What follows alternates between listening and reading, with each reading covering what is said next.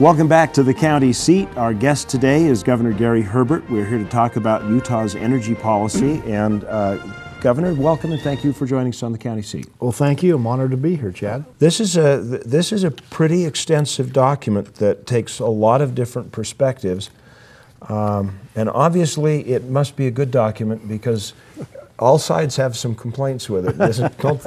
So that is either a sign of success or the need for more work. Which one do you think that is? Well, I think it's been a very extensive work. It's taken us over a year to do it. We've used some of the best minds on energy throughout the state of Utah, academia, practical practitioners, people in energy, environmental groups and interests. We've had public hearings, and over a year period of time in assimilating all that information, that's what's produced the document. So I think it's a very balanced and practical approach to energy, and for the first time in Utah's history, we have a 10-year plan on energy development in our state. Yes, as a matter of fact, a week or so ago, you were out at the at a cleanup day by one of the oil providers here in the state, and you had mentioned that you thought it was better than the national plan on energy.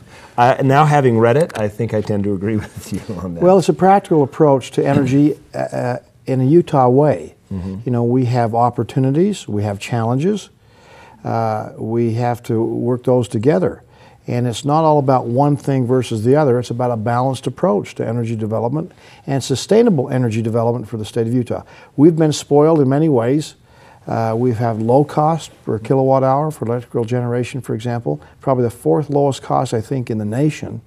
And for virtually the last 20 years, our cost for energy has remained level and flat and been very sustainable. Other states can't say that. Mm-hmm. So we've got to anticipate the future and the demands we have out there. And the demands from the public are we want to have sustainable energy, we want to have lower costs, we want to have it affordable, but we also want to have it cleaner. And again, we're concerned about our air quality, our water quality, and I believe we all believe in being good stewards of the earth. In the document, the quote nuclear option comes up as far as nuclear power, and there are only a couple of paragraphs on it. Since this work was done, obviously the landscape of the world has changed a lot. Mm-hmm. Does that, in your mind, take the nuclear power off the table, or is that still something that should be on the table for Utah's future? Well, in fact, I've initiated a discussion about nuclear power. I think we need to talk about it. I don't believe we can reach the demands that the world has, and the demand for energy is growing exponentially, mm-hmm. Without nuclear power being a component part of it. Does it have to be all of it? No, but maybe it has to be some of it. The role of Utah, though, is yet to be determined. Certainly we have capability for nuclear power here, but should we in fact have nuclear power in Utah? I'm not afraid of the discussion. Let's talk about the pros and the cons.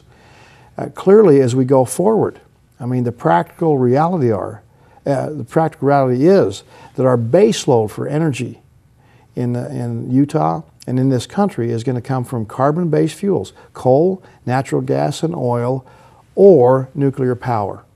So let's have the discussion and see what the role for nuclear power is in Utah's future.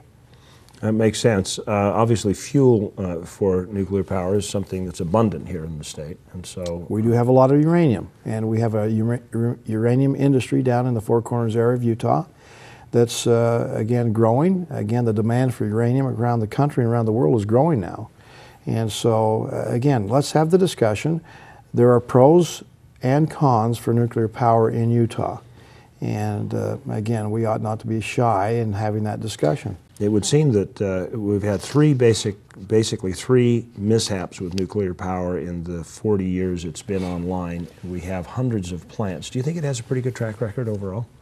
As far as a safety record, absolutely. You can't point to one person that's died from a nuclear power plant, nuclear power incident in America. You can't say that about other fuels. We've had many, many deaths, and doesn't mean we shouldn't be concerned. And again, with what's happened in Japan, it gives us pause. We ought to reflect about what we learned from that situation and say, how does that translate to America and to Utah?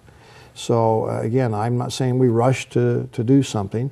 I say we need to initiate the dialogue and have a frank dialogue based on good science and the demands and the needs we have for a cleaner, affordable fuel. Well, we will continue our discussion here on the county seat. Our guest is Governor Gary Herbert talking about Utah's energy policy. We'll be back right after this commercial break. Won't you come and play? Zion National Park is TripAdvisor's best national park, and St. George, Utah was named the #1 travel hotspot. If you haven't planned your St. George or Zion getaway yet, visit atozion.com and find out why everyone else is already packing. Won't you come and play? St. George, Utah. Everything from A to Zion. In order for there to be adventure, there must first be a land that offers it. In order for there to be discovery, there must first be something undiscovered. It's time you discovered northeastern Utah's dinosaur lands, the trails, water, beauty, and history that have been 65 million years in the making.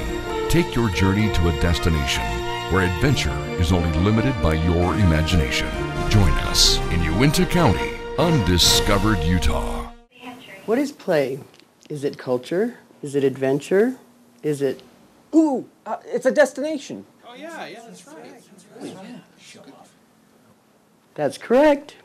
Cedar City and Bryan Head, in the heart of Utah's most epic landscapes. Beauty, culture, adventure. It's time you came out to play. Cedar City, Utah, where play is the thing. You haven't forgotten how to play. It's just that you haven't been to the right place yet. Almost 45% of the oil produced in Utah, 7.8 million barrels, comes from Duchesne County. That oil feeds our state economy, provides job growth, and supports local business. Here in Duchesne County, we're working to make Utah an economic, cultural, and technological leader. Whether you're here for business or pleasure, Duchesne County will welcome you with open arms and invite you to explore all the beauty of the Uinta Mountains. Duchesne County, close enough for business, far enough to get away.